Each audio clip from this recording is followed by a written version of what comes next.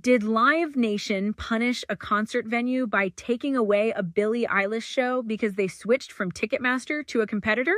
That's exactly what's being alleged in the massive Live Nation Ticketmaster monopoly trial, and the testimony this week was absolutely explosive. In the world of concert ticketing, even a winky face emoji may seem like a threat, and that's not an exaggeration. That literally happened in this case. Let's start with the backstory. John Abamonde was the CEO of BSE Global, the company that ran the Brooklyn Arena Barclays Center. In April 2021, their existing Ticketmaster contract was about to expire, and Abamonde and his team evaluated proposals from three companies: SeatGeek, AXS, and Ticketmaster. According to Abamonde's testimony, the economics of Ticketmaster's offer was nowhere near as good as the other two. SeatGeek's technology was superior to Ticketmaster's, on top of better financial terms, including an equity stake in the company. The decision seemed clear: go with SeatGeek, the newer, smaller player offering a better deal. But here's where things get complicated and, frankly, terrifying for venue owners. When Abamonde called to break the news to Michael Rapino, the Live Nation Entertainment CEO, the meeting became tense. A recording of that call came back to haunt Rapino in this month's Live Nation Ticketmaster monopoly trial. Abamonde, identifying the voices on the 2021 call to a Manhattan jury Wednesday, said that the nervous guy was me and the angry guy was Michael. The few minutes played in court captured an exchange that went sideways when Abamonde tried to thread a delicate needle, rejecting Ticketmaster's services while trying to hold its parent company, Live Nation, to a separate contract promising to fill Barclays Center. At one point, Rapino dropped an F-bomb while discussing his frustration. He told Abamonde he believed they were never planning to renew with Ticketmaster in the first place. Then, Rapino reminded Abamonde about the new UBS Arena in Queens, which could draw more Live Nation-promoted shows away from Barclays. Though Ticketmaster theoretically operates separately from Live Nation, Abamonde took this as a not-so-veiled threat. Cut off the left arm, Ticketmaster, and the right arm, Live Nation, would swing back. Abamonde hung up feeling like he'd failed to do his job, which was to land the plane smoothly. But Abamonde still signed the deal with SeatGeek, which began in October 2021. And then, exactly what he feared would happen, happened. He testified that the venue saw a dramatic decline in Live Nation shows that were booked at the arena. And here's where the Billie Eilish story comes in. Artists were just beginning to fill stadiums again after the COVID pandemic. Billie Eilish had canceled shows in New York venues, including Barclays, in 2020. Normally, Abamonde would have expected Live Nation to rebook her show there next time she was on tour.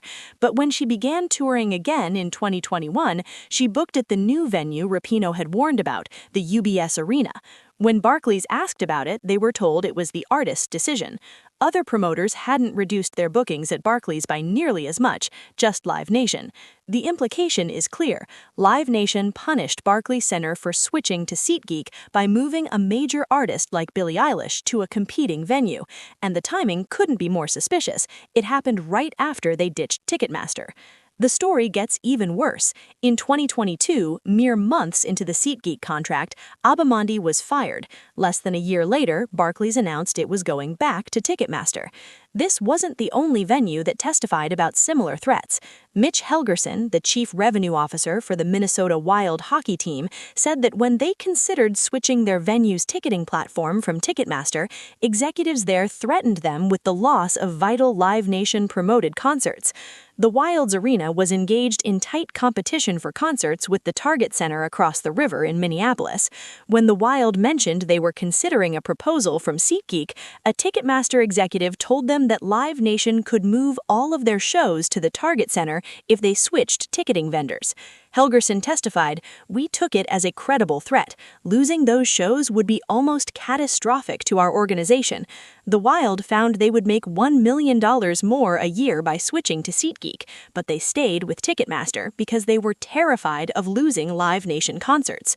Get this, SeatGeek was so aware of this problem that they offered what they called Live Nation Retaliation insurance, a promise to compensate the arena for concerts booked at competing venues on dates they had open. Think about that. A ticketing company had to create an insurance product specifically to protect venues from Live Nation retaliation for switching away from Ticketmaster. But even with that insurance, even with a better deal worth $1 million more per year, the Wild stayed with Ticketmaster because Helgerson said the threat created an insurmountable challenge. And remember that winky face emoji I mentioned at the beginning? In one text exchange, Live Nation executive Patty Kim, a friend of Abamondi's, she wrote that he should think about the bigger relationship with Live Nation, not just who's writing the bigger check. She added a winky face emoji. Abamondi testified, "That was my friend saying, 'You know what I mean.'